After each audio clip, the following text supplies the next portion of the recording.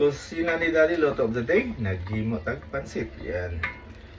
Ako nang nagisa ang mga lamas ani niya o ang pork and liver niya. Ako nang gisabuan. Ako unahog luto ang yang karne. Nagtimpla na ko ani og salt, black pepper, tuyo, then oyster sauce akong pangpalami. Ato lang lutoon una ang karne. Then ako na ilunod akong bell pepper o ang chili. Kung pansit na chili. Then ako ilunod na akong cabbage. Yan. O medyo half cook na akong mga gulay. So ako nang pahinayan akong stew. Then ako na siyang kaunon. Akong style akong kaunon para di ma-overcook.